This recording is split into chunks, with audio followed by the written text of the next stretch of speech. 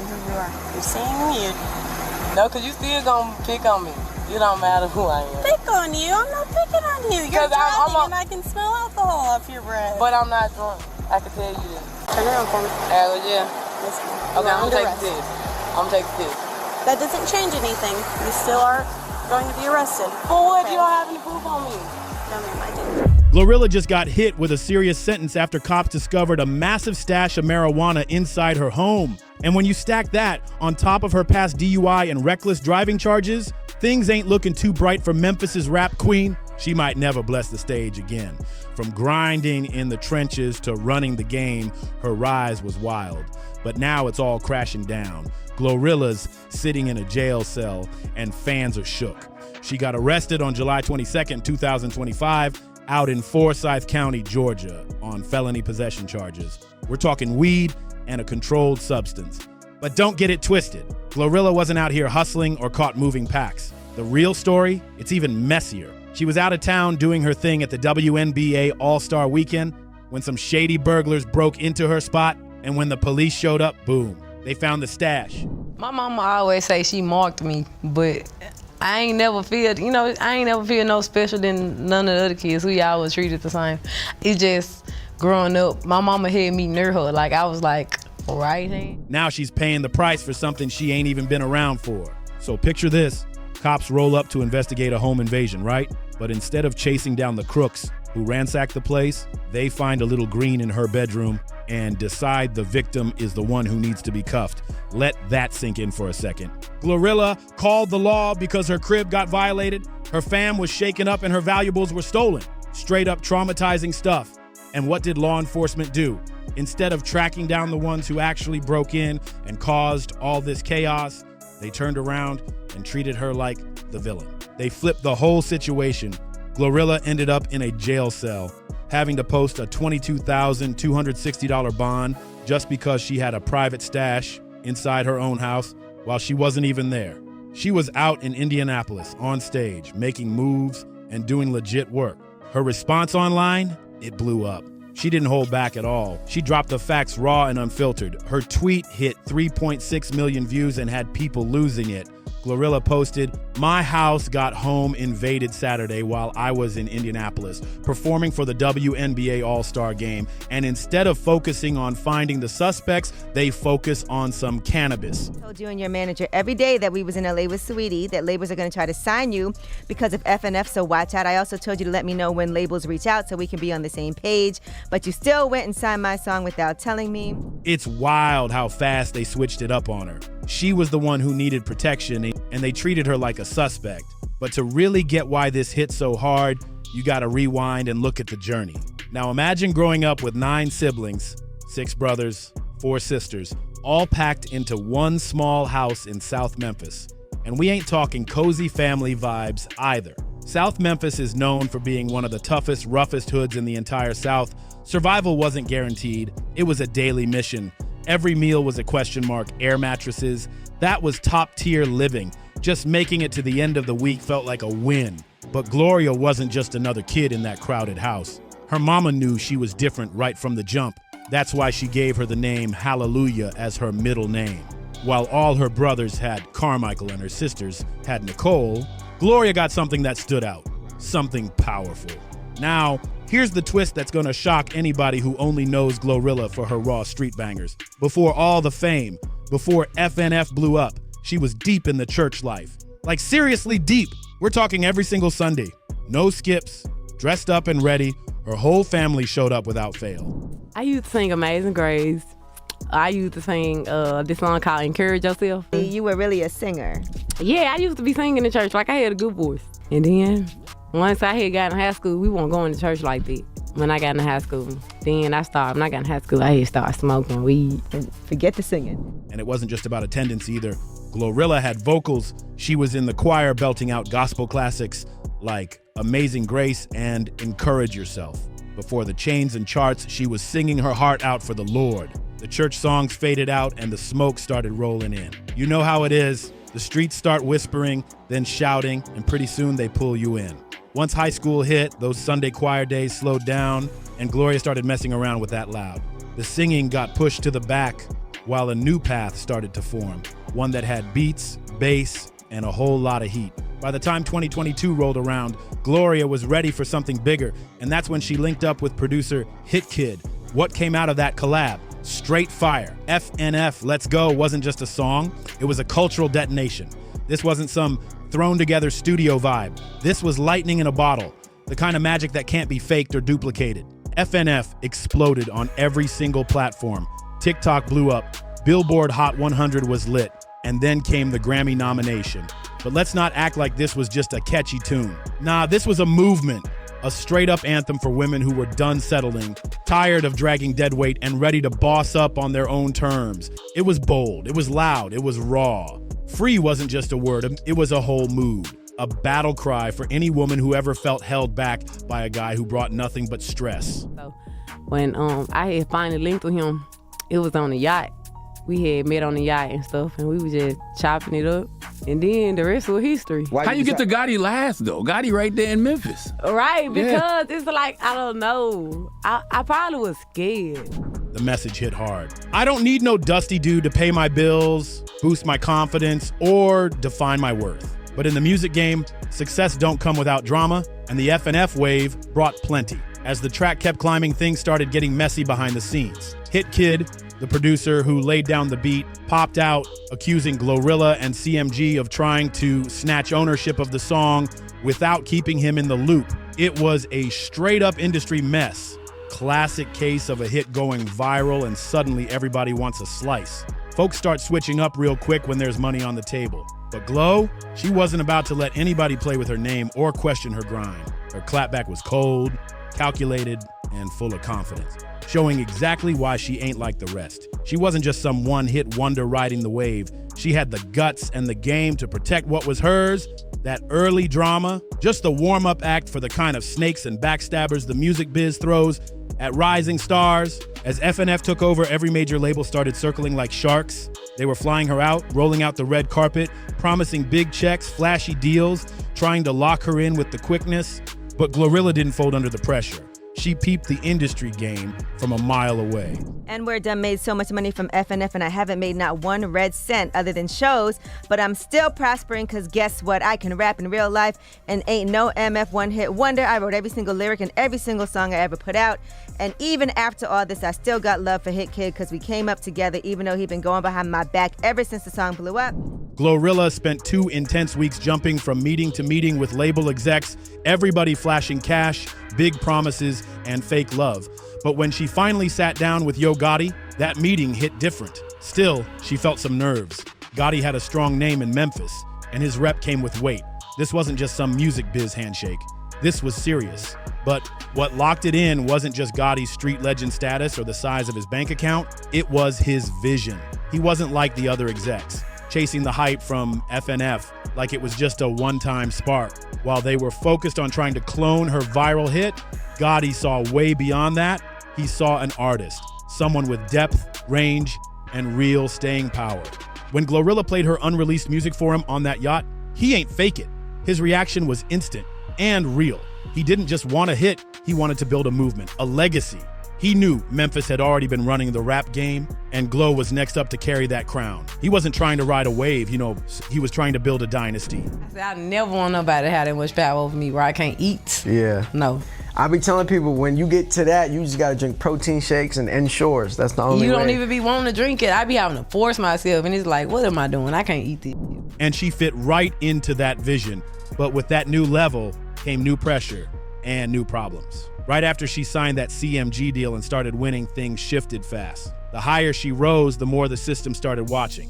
The first real warning sign hit hard in April 2024, when GloRilla got pulled over and locked up in Gwinnett County, Georgia on DUI charges. Now, celebs getting stopped for DUIs ain't nothing new, but this one was different. The body cam footage told a whole other story. It showed an artist who already knew what time it was. She wasn't just being pulled over, she was being profiled. From the jump, Glo peeped the vibe. The second that cop asked for her ID, she caught on fast. There was no benefit of the doubt coming her way. The energy, office, and she felt it deep. Her response wasn't wild or disrespectful. It was calm, but filled with that sharp awareness. As soon as I pulled up and we was on the yacht, I instantly hooked up to the aux, played all my unreleased music, and he was just, we was just on the yacht vabbing to all my unreleased music I got. So he was like, it just felt right. You know what I'm saying? Like I said, he believed in me. Fame don't shield you from being a target.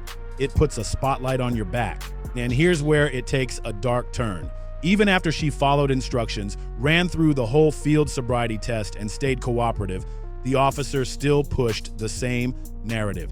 He kept pointing out her performance, claiming she was under the influence, even while the footage showed something else, a woman who looked confused, tired, and slowly coming to grips with the setup. Glo stayed solid the whole time. She kept saying she was innocent, but you could see it in her face. That realization that the game was already rigged against her. That 2024 arrest, it should have been a red flag. Not for Glo. Yeah, I'm on your TV. Ma'am? I said I'm on your TV. On my TV? Yeah.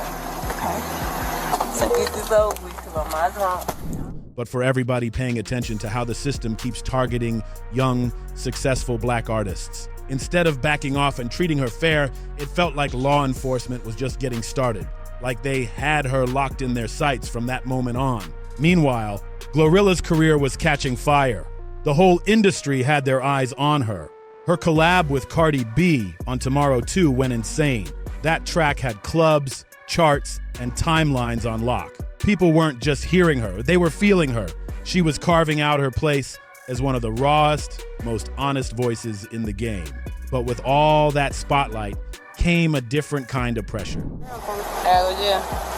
Okay, I'm gonna take the test. I'm gonna take the test. That doesn't change anything. You still are going to be arrested. For what? You don't have any proof on me. No, ma'am, I do. Suddenly, everything she did was being watched, and not all that attention was good. The fame brought out critics, haters, and fake love in equal measure, and it started showing in her personal life too. Behind the scenes, Glo was hurting. She'd already gone through a tough breakup that had her down bad, barely eating, barely sleeping, and the nonstop public attention. It was grinding her down mentally. The stress, the expectations, the headlines, it was a lot. She kept it real in interviews though. She let folks see the cracks, the pain, the pressure, and that honesty made her even more relatable to millions. But it also made her vulnerable. And that's when the vultures start circling. On top of the legal drama, she was beefing with former producers, dealing with broken deals, and trying to hold it all together while handling personal issues that would have crushed most people.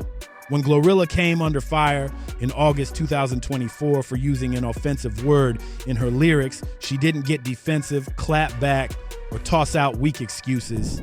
Forsyth County Sheriff's Office said that the deputies responded to a report of a burglary in progress Saturday around 1:30 a.m.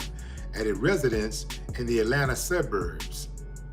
The Sheriff's Office says 3 suspects entered the house when an armed occupant fired at the intruders.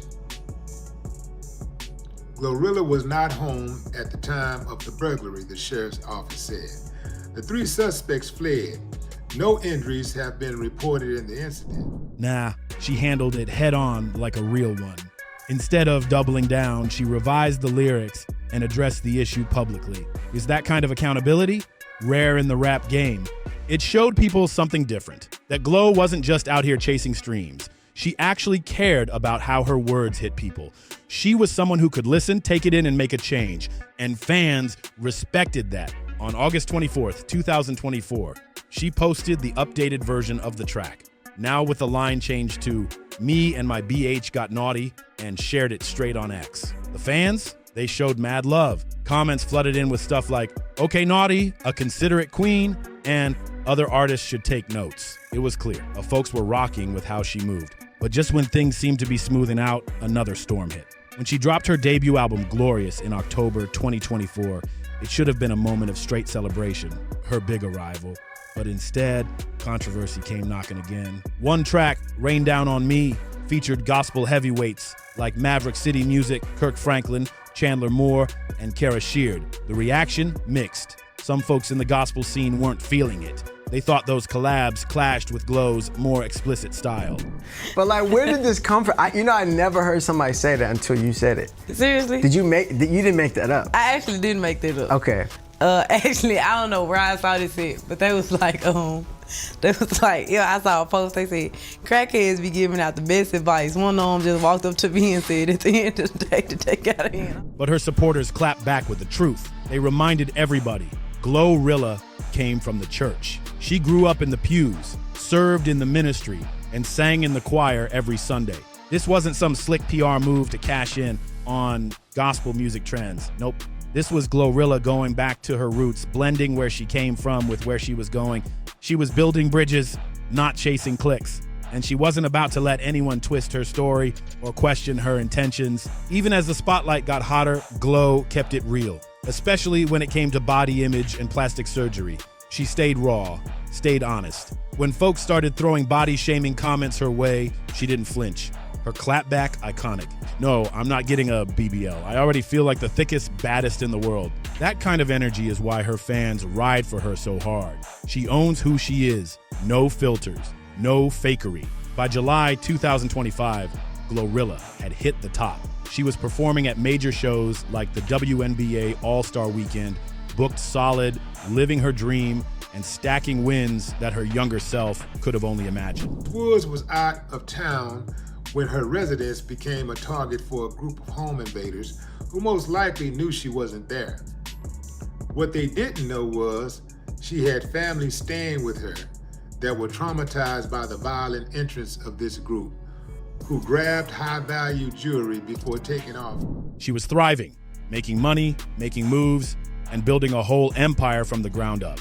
But that kind of success, it paints a target. And Glo was about to find out the hard way just how cold things can get when you're at the top. On the night of July 20th, 2025, while Glo was shutting down the stage in Indianapolis, hyping up thousands of fans, back in Georgia, her home was under attack. Some grimy thieves broke in, knowing she wasn't there. It was planned, it was bold, and it was personal.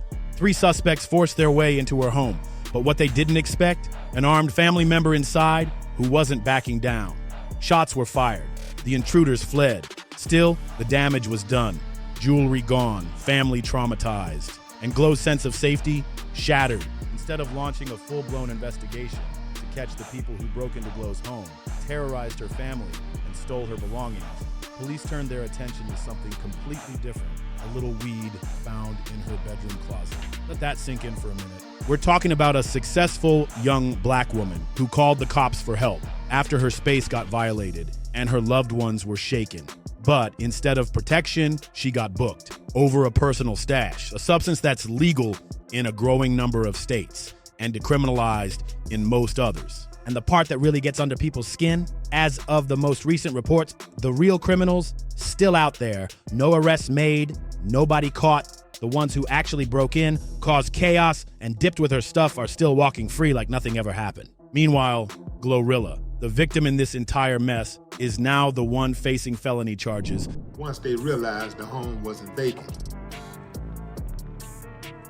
Founding law firm adds, when her family members did the right thing and called law enforcement instead of investigating the violent home invasion and theft at Miss Wood's home, they instead sought a search warrant when they spotted what they believed was a small amount of marijuana. That could wreck everything she's fought for. Her career, her name, her future, all on the line over something that had nothing to do with her actions that night. But when news of her arrest broke, the internet erupted.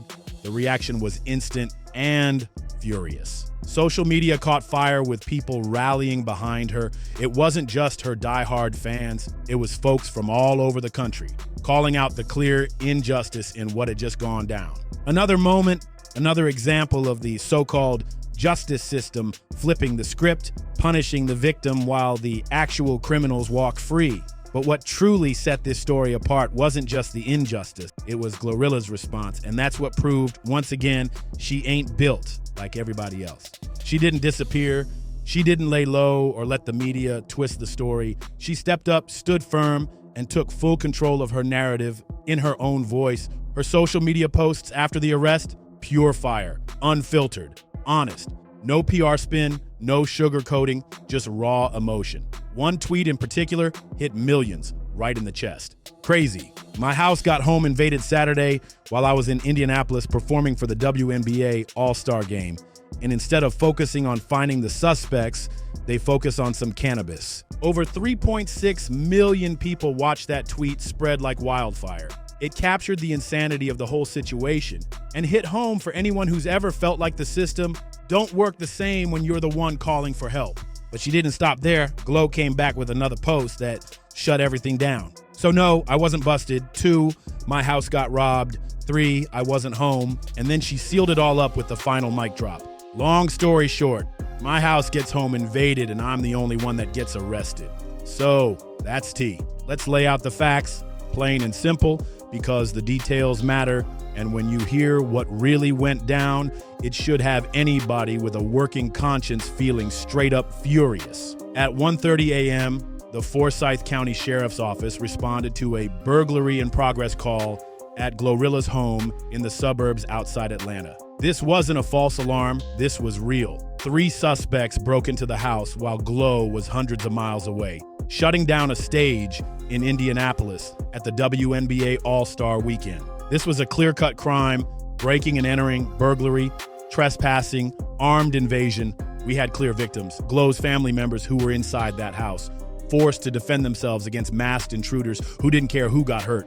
We had clear suspects, the 3 criminals who busted in, snatched jewelry, and ran for their lives once they realized the place wasn't empty. Everything should have been simple.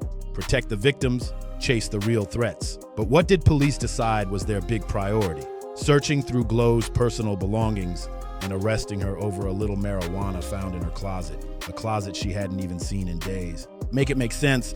Instead of putting the heat on the ones who terrorized a family, they put the cuffs on the woman who wasn't even home. They brought out everything: K-9 units, drone teams, and a full search warrant, all to dig through GloRilla's home after the break-in. And what did they claim they found? A significant amount of marijuana sitting in plain view inside the closet of the master bedroom. Now here's where things go from frustrating to downright infuriating. GloRilla's legal team, led by attorney Drew Findling, dropped a statement that nailed the heart of this whole mess. They pointed out what should be obvious to anyone. Glo's family did the right thing. They called the police after a violent home invasion.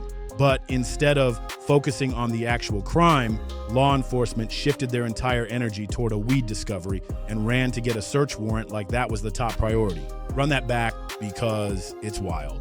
No arrest warrants have been issued for the ones who broke in, who terrorized her family, who stole from her house. The real criminals are out here chilling, untouched, unnamed, unbothered. Meanwhile, Glo, the one who got violated, is now facing felony charges that could throw her behind bars for years. And this ain't just about marijuana. Nah, this is about something way deeper. This is about how the system works when a young black woman rises up, finds success, and doesn't ask for permission. It's about a justice system that don't protect victims, it targets them. And Glo ain't the only one who saw it for what it was. The response from the hip-hop world and way beyond has been massive. Artists, activists, and everyday people are all asking the same questions. How is this justice? How is this protecting and serving? How is this making anyone safer? But the most powerful response, it came from Glo herself, not through lawyers or press teams, but through what she did. Despite everything she's facing, despite felony charges that could wipe out her whole career, she showed up for her scheduled Glo Bash at the FedEx Forum in Memphis. She didn't hide, she didn't cancel, she didn't let the system break her. Glo's impact has been loud and real since day one. From singing gospel in the church choir to becoming one of the most honest voices in hip-hop today. She's always used her platform to speak real truth and motivate others to stand tall and speak up too. But what she's facing right now isn't just about her. It's not just one artist or one case.